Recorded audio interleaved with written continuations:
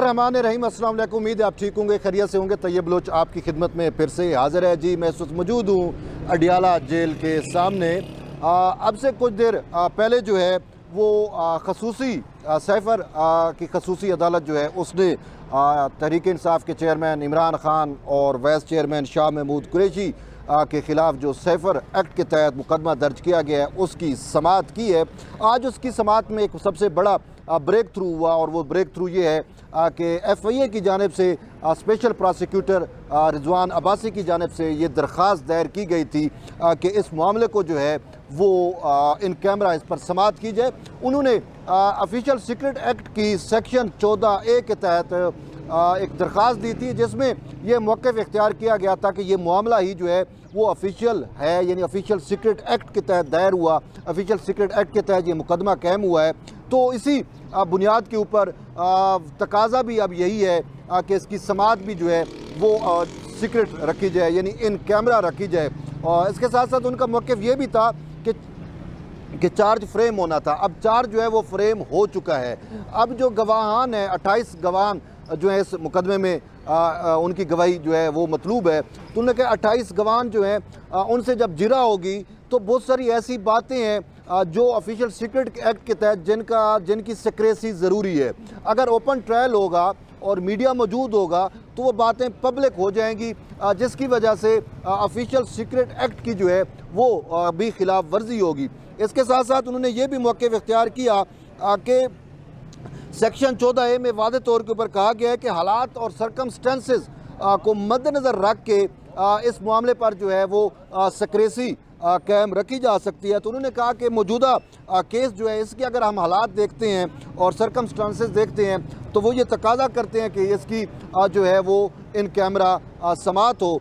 फिर इसके बाद तहरीक इंसाफ की जानिब से जो वकला थे उन्होंने अपना ये मौक़िफ़ पेश किया कि अगरचे इस्लामाबाद हाई कोर्ट जो है वो वाज़े तौर के ऊपर हुक्म दे चुकी है कि इस मामले का ओपन ट्रायल होना चाहिए, अवाम को जानने का जो है वो हक़ हासिल है और ये हक़ कोई जो है उनसे नहीं छीन सकता।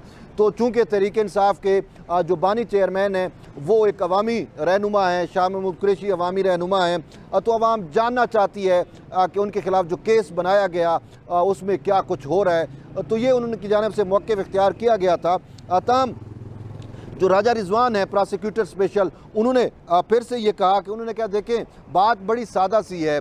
पहले हम ये दरख्वास्त दे सकते थे, अब हम ये कहा जा रहा है कि जी इन्होंने हाई कोर्ट में ये मुद्दा इख्तियार क्यों नहीं किया। तो उन्होंने कहा उस वक्त हालात ये तकाज़ा नहीं करते थे, अब मौजूदा जो हालात हैं वो ये ज़रूर तकाज़ा कर रहे हैं कि इस मामले पर जो समाअत है वो जो है वो इन कैमरा हो, क्योंकि उन्होंने कहा कि चार्ज फ्रेम जो है वो तो पब्लिकली हो सकता है और चार्ज फ्रेम हो चुका। अब उसके बाद गवाहों की जब बारी आती है तो उसमें मुतअद्दिद गवाह ऐसे हैं जो फ़ौरन हाफिज़ के साथ रिलेटेड हैं और उसमें बहुत सारी बातें ऐसी हैं जो ये तकाज़ा करती हैं कि उनको पब्लिक ना किया जाए। तो इस बुनियाद पे उन्होंने कहा कि हमारी अदालत से ये दरख्वास्त है कि इसको इन कैमरा करे। और बादशाह जो है वो जज अबुल हसनात जुल्करनैन की जानिब से दोनों फ़रीक़ैन के दोनों साइड्स के दलाइल सुने और दलाइल सुनने के बाद उन्हें फ़ैसला महफूज किया और अब से कुछ देर कबल ये फ़ैसला सुनाया गया कि अब सैफर ट्रायल जो है वो इन कैमरा होगा।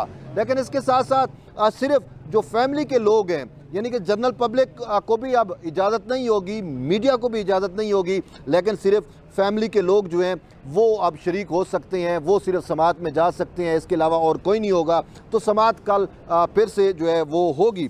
लेकिन इस मामले में एक चीज़ जो बताना ज़रूरी है जो मेरे नोटिस में आई, क्योंकि मैं ख़ुद इन पर्सन वहाँ पे इस समाअत में मौजूद था और मैंने चीज़ों को बहुत ज़्यादा रियलाइज़ भी किया है, वो ये है कि आज तहरीक इंसाफ के जो बानी चेयरमैन हैं इमरान खान और फिर वाइस चेयरमैन शाह महमूद कुरैशी, इन दोनों को जो आज देख के मुझे तो यूँ लगा जैसे वो अंदर से टूट चुके हों। वजह क्या है, देखें उनके ऊपर चार्ज फ्रेम ही कुछ ऐसा हुआ है, जितना भी कोई शख्स अपने आप को सख्त जान बना ले, लेकिन जब उसके ऊपर जो है वो फ़र्द जुर्म ऐद की जाती है तो एक दफ़ा वो दहल सा जाता है। तो शाह महमूद कुरैशी की तो बॉडी लैंग्वेज ही जो है वो कुछ ऐसा बता रही थी कि एकदम, वैसे भी उनकी उम्र और एज का तकाजा था, लेकिन आज यानी कि जो मैंने देखा कि उनके कंधे जो हैं वो लटक गए हैं और उनकी कमर में भी बल पड़ चुका है।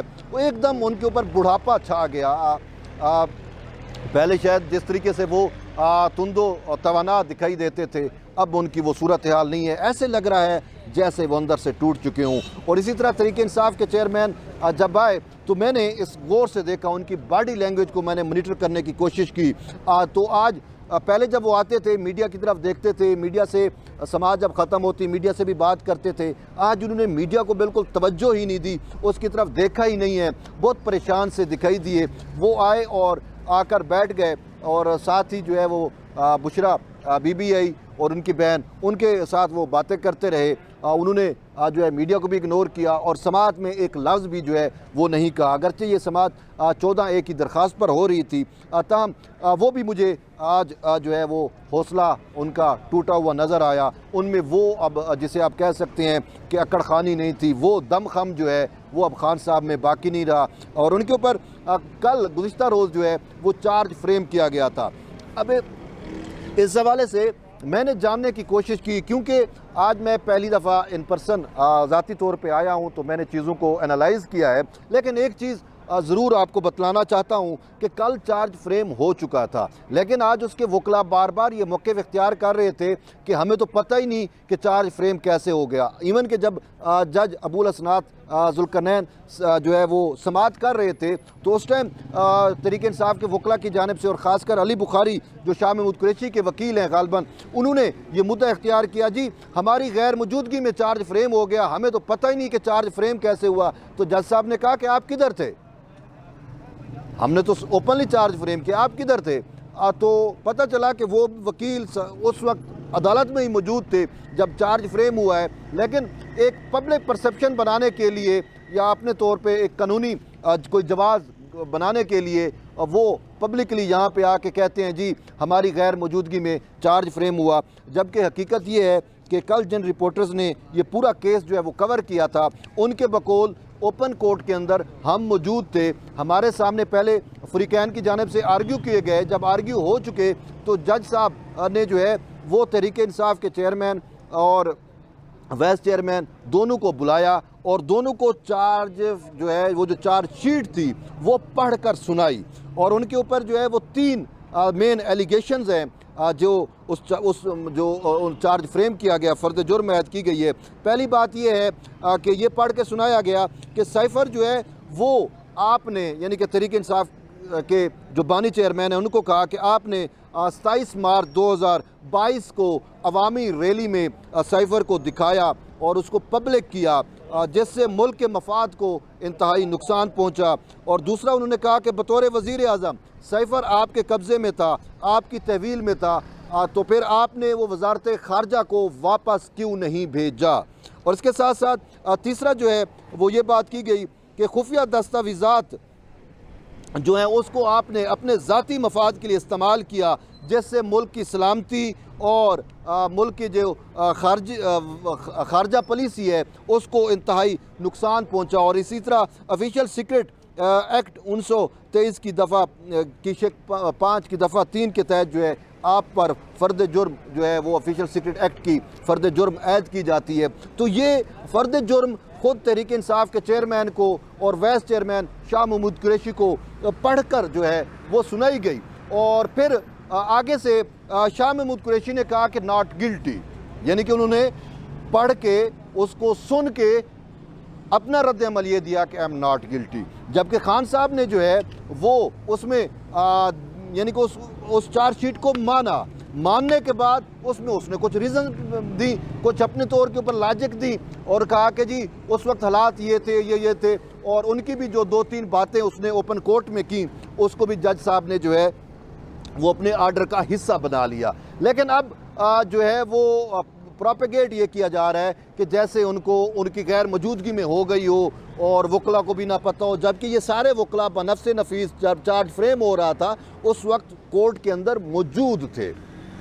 लेकिन बाहर आके बहरहाल वो जो भी मौक़िफ़ इख्तियार करें, जो भी बयानियाँ बनाएं, ये उनकी बात है। लेकिन मुझे तो यही लग रहा है कि जैसे तहरीक इंसाफ के चेयरमैन ख़ुद यू टर्न लेते हैं, बातों से मुकर जाते हैं, शायद उनके वकला ने भी उनसे यही कुछ जो है वो सीख लिया है।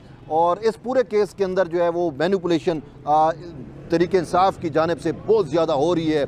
एक अवामी नैरेटिव बनाने के लिए, अपने आप को मजलूम बनाने के लिए ऐसा एक तासुर दिया जा रहा है कि जैसे जी ये अदालत भी उनके ख़िलाफ़ जो है वो जानिबदार है और पूरा सिस्टम। ये आज ख़ुद तहरीक इंसाफ की जो अलीमा ख़ान है वो ये मौक़िफ़ इख्तियार कर रही थी जी कहीं ऊपर से आर्डर आ जाते हैं, हमें पता ही नहीं होता, ये सारा कुछ हो जाता है। जबकि हक़ाइक़ ये कहते हैं कि भाई जो ड्यू लॉ है वो फुलफ़िल हो रहा है। हाँ, अगर इनको इतराज़ है तो ये हाई कोर्ट में चले जाएँ, दूसरे फोरम पे जाके उनको चैलेंज कर दें। लेकिन ये कहना कि जी हमें पता ही नहीं था चार्ज फ्रेम हुआ, ये एक मुज़िक्का खेज़ बात है। क्योंकि उस वक्त कल की समाअत में 13 दिसंबर की समाअत में जो रिपोर्टर्स मौजूद थे, जो जर्नलिस्ट मौजूद थे, उनसे मैंने इस्तफसार किया, उनसे मैंने पूछा तो उन्होंने मुझे पूरी सूरत हाल से वाज़े किया। उन्होंने कहा ओपनली हुआ, हमारे सामने हुआ, ये इस तरीके से हुआ। और वहाँ पे तो खान साहब ने कुछ बातें भी की, फिर उसके बाद मीडिया से भी बात करने की कोशिश की, तो खान साहब ने भी अपना मौक़िफ़ पेश किया, शाह महमूद कुरैशी ने अपना मौक़िफ़ पेश किया। अब ये जवाज़ तो जी ये पेश करते हैं जी वो जो चार्ज फ्रेम है उसमें उनके दस्तखत नहीं है या अंगूठा नहीं है। वो उन्होंने दस्तखत या अंगूठा हो सकता है ना लगाया हो, लेकिन उसका कोई लीगल इफ़ेक्ट जो है वो नहीं बनता कि मुल्ज़मान को पढ़ के सुना दी गई, उन्होंने कहा नॉट गिल्टी, जो कुछ उन्होंने ऐड कराना था वो भी ऐड करा दिया।